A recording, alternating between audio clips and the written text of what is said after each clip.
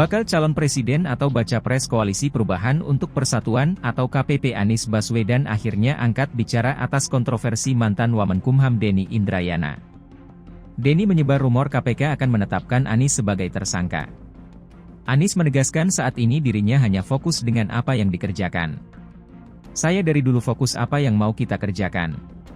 Saya tidak memusingkan apa yang dikerjakan orang lain, kita jalani semua amanatnya dengan baik, itu saja, nggak ada yang khusus, kata Anies di Bandara Internasional Soekarno-Hatta, Tangerang, Kamis, 22 Juni 2023. Anies kemudian menjawab pernyataan Denny terkait isu penjegalan ke dirinya. Menurut Anies, ia tak bisa mengendalikan sesuatu yang di luar kendali. Ia mengatakan fokus untuk memberi pesan dan ikhtiar kepada masyarakat. Pokoknya saya bilang yang ada dalam kendali kita, maka, kendali kita nih misalnya bahan apa yang mau kita sampaikan kepada masyarakat, kemudian pesan-pesan apa, itu kita ikhtiarkan. Tapi hal di luar kendali kita berdoa mohon perlindungan dari Allah, ujar Anies.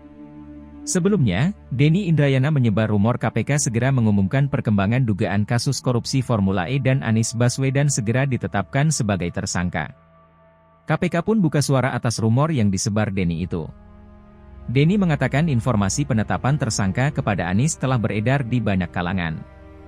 Dia menyebut status hukum itu sebagai upaya menjegal Anies dalam Pilpres 2024. Kabar itu sudah menjadi informasi yang beredar di banyak kesempatan.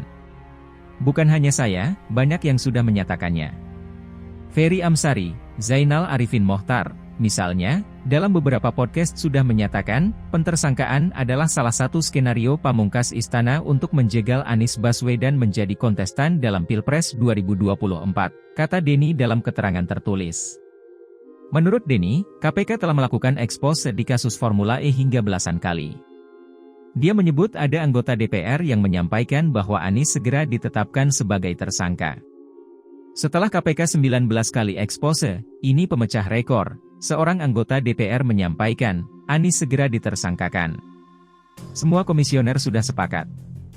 Makin terbaca, kenapa masa jabatan para pimpinan KPK diperpanjang MK 1 tahun.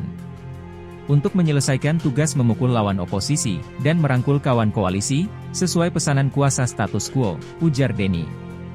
Sementara itu, Kabag Pemberitaan KPK Ali Fikri membantah penetapan Anies sebagai tersangka dalam kasus Formula E. Sejauh ini masih pada tahap penyelidikan, kata Ali. Ali mengatakan pihaknya tidak akan menanggapi pernyataan yang bersifat asumsi belaka. Dia menegaskan kerja KPK tidak terpengaruh kepentingan politik tertentu. Halo, selamat berjumpa dengan saya Anika, pembaca berita podcastnews.id. Saksikan terus konten-konten menarik dari kami. Jangan lupa subscribe, like, dan komen. Terima kasih.